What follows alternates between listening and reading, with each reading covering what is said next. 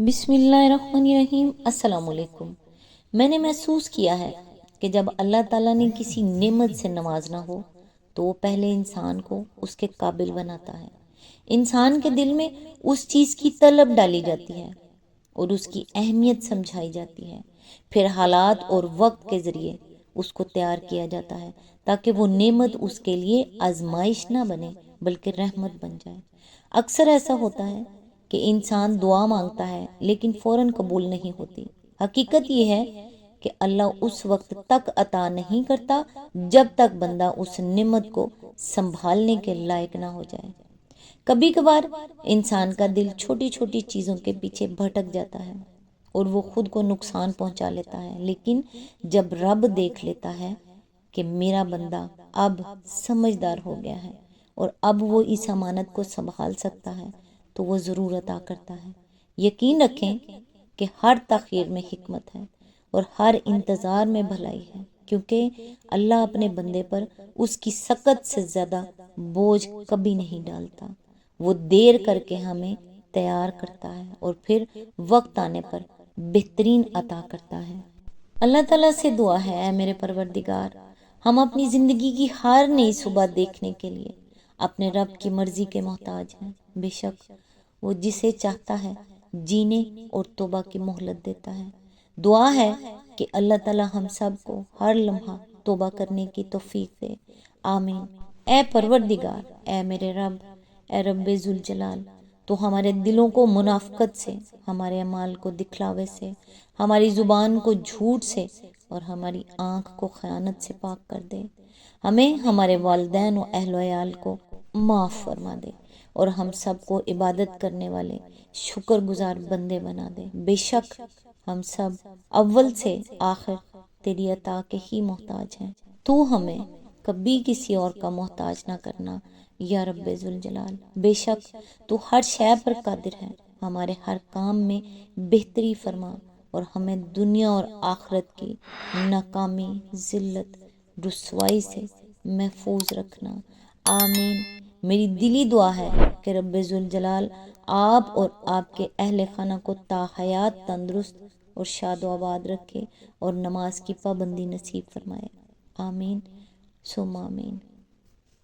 آج انشاءاللہ سورہ جمعہ کی آیت نمبر 10 کی تفسیر، جہاں سے پچھلی ویڈیو میں سلسلہ ٹوٹا تھا، آج انشاءاللہ آگے وہیں سے سٹارٹ کرتے ہیں۔ اعوذ باللہ من الشیطان الرجیم، بسم اللہ الرحمن الرحیم۔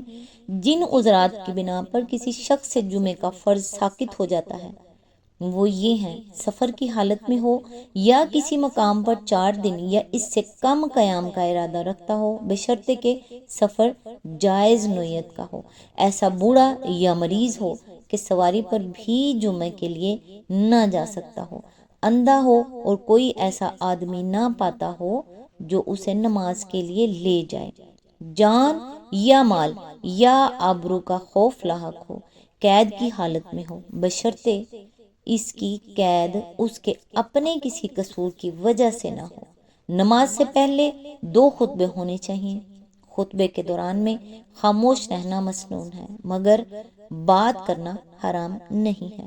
جو شخص امام سے اتنا قریب بیٹھا ہو کہ خطبہ سن سکتا ہو اس کے لیے بولنا مکروہ ہے، لیکن وہ سلام کا جواب دے سکتا ہے اور رسول اللہ صلی اللہ علیہ وآلہ وسلم کا ذکر سن کر بآواز بلند درود پڑھ سکتا ہے۔ مالکیہ کے نزدیک جمعہ کا وقت زوال سے شروع ہو کر مغرب سے اتنے پہلے تک ہے کہ سورج غروب ہونے سے پہلے پہلے خطبہ اور نماز ختم ہو جائے۔ بے کی حرمت اور سعی کا وجوب دوسری اذان سے شروع ہوتا ہے۔ اس کے بعد اگر بے واقع ہو تو وہ فاسد ہے اور فسخ ہوگی۔ جمعہ صرف ان بستیوں میں ہو سکتا ہے جن کے باشندے وہاں مستقل طور پر گھر بنا کر رہتے ہوں اور جاڑے گرمی میں منتقل نہ ہوتے ہوں اور ان کی ضروریات اسی بستی میں فراہم ہوتی ہوں اور اپنی تعداد کی بنا پر وہ اپنی حفاظت کر سکتے ہوں۔ عارضی قیام گاہوں میں خواہ کتنے ہی لوگ ہوں اور خواہ وہ کتنی ہی مدت ٹھہریں، جمعہ قائم نہیں کیا جا سکتا۔ جس بستی میں جمعہ قائم کیا جاتا ہو اس سے 3 میل کے فاصلے تک رہنے والے لوگوں پر جمعے میں حاضر ہونا فرض ہے۔ نماز جمعہ صرف ایسی مسجد میں ہو سکتی ہے جو بستی کے اندر یا اس سے متصل ہو اور جس کی عمارت بستی کے عام باشندوں کے گھروں سے کم تر درجے کی نہ ہو۔ بعض مالکیوں نے یہ شرط بھی لگائی ہے کہ مسجد مسقف ہونی چاہیے اور اس میں 5 وقتہ نماز کا بھی اہتمام ہونا چاہیے، لیکن مالکیہ کا راجح مسلک یہ ہے کہ کسی مسجد میں صحت جمعہ کے لیے اس کا مسقف ہونا شرط نہیں ہے، اور ایسی مسجد میں بھی جمعہ ہو سکتا ہے جو صرف نماز جمعہ کے لیے بنائی گئی ہو اور 5 وقتہ نماز کا اس میں اہتمام نہ ہو۔ جمعہ کی نماز صحیح ہونے کے لیے جماعت میں امام کے سوا کم از کم 12 ایسے آدمیوں کا موجود ہونا ضروری ہے جن پر جمعہ فرض ہو۔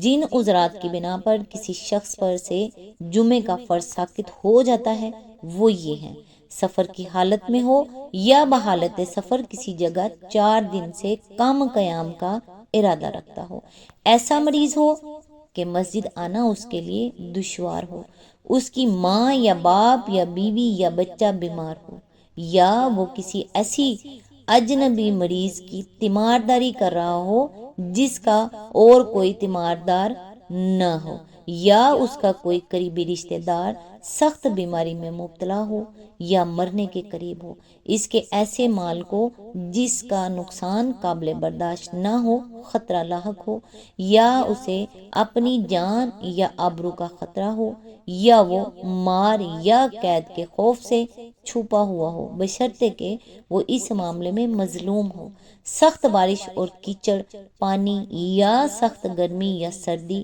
مسجد تک پہنچنے میں مانع ہو۔ 2 خطبے نماز سے پہلے لازم ہیں، حتیٰ کہ اگر نماز کے بعد خطبہ ہو تو نماز کا اعادہ ضروری ہے، اور یہ خطبے لازماً مسجد کے اندر ہونے چاہیے۔ خطبے کے لیے جب امام ممبر کی طرف آواز نہ سن رہا ہو، لیکن اگر خطیب اپنے خطبے میں ایسی لغو باتیں کرے جو نظام خطبہ سے خارج ہوں، یا کسی ایسے شخص کو گالیاں دے جو گالی کا مستحق نہ ہو، یا کسی ایسے شخص کی تعریفیں شروع کر دے جس کی تعریف جائز نہ ہو، یا خطبے سے غیر متعلق کوئی چیز پڑھنے لگے، تو لوگوں کو اس پر احتجاج کرنے کا حق ہے۔ نیز خطبے میں بادشاہ وقت کے لیے دعا مکروہ ہے، الا یہ کہ خطیب کو اپنی جان کا خطرہ ہو۔ خطیب لازماً وہی شخص ہونا چاہیے جو نماز پڑھائے، اگر خطیب کے سوا کسی اور نے نماز پڑھائی ہو تو وہ باطل ہوگی۔ حاشیہ الدسوقی علی الشرح الکبیر، احکام القرآن، ابن العربی۔ حنابلہ کے نزدیک جمعہ کی نماز کا وقت صبح کو سورج کے بقدرے 1 نیزہ بلند ہونے کے بعد سے عصر کا وقت شروع ہونے تک ہے، لیکن زوال سے پہلے جمعہ صرف جائز ہے اور زوال کے بعد واجب اور افضل۔ بے کی حرمت اور سعی کے وجوب کا وقت دوسری اذان سے شروع ہوتا ہے، اس کے بعد جو بے ہو وہ سرے سے منعقد ہی نہیں ہوتی۔ جمعہ صرف اس جگہ ہو سکتا ہے جہاں 40 ایسے آدمی جن پر جمعہ فرض ہو مستقل طور پر گھروں میں نہ کہ خیموں میں آباد ہوں، یعنی جاڑے اور گرمی میں منتقل نہ ہوتے ہوں۔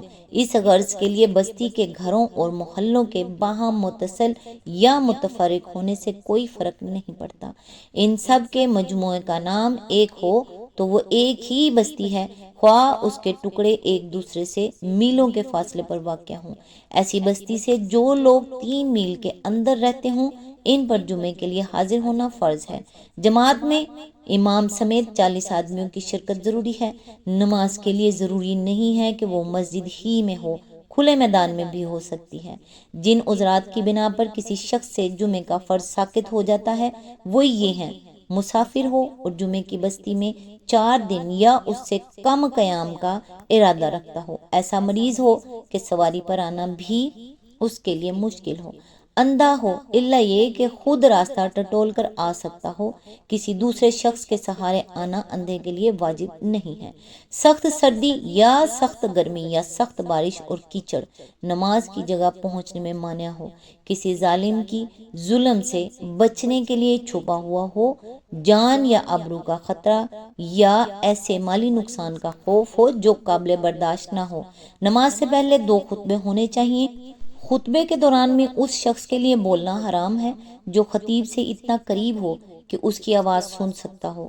البتہ دور کا آدمی جس تک خطیب کی آواز نہ پہنچتی ہو بات کر سکتا ہے۔ خطیب خواہ عادل ہو یا غیر عادل، لوگوں کو خطبے کے دوران میں چپ رہنا چاہیے۔ اگر جمعے کے روز عید ہو جائے تو جو لوگ عید پڑھ چکے ہوں ان پر سے جمعے کا فرض ساقط ہے۔ اس مسئلے میں حنابلہ کا مسلک ائمہ ثلاثہ کے مسلک سے مختلف ہے۔ غایۃ المنتہی، اس امر میں تمام فقہا کا اتفاق ہے کہ جس شخص پر جمعہ فرض نہیں ہے وہ اگر نماز جمعہ میں شریک ہو جائے تو اس کی نماز صحیح ہے اور اس کے لیے پھر ظہر پڑھنا فرض نہیں رہتا۔ آج تک کے لیے بس اتنا ہی۔ نیکسٹ انشاءاللہ آیت نمبر 11 سے سٹارٹ کریں گے، تب تک کے لیے دعاؤں میں یاد رکھیے گا۔ اللہ حافظ۔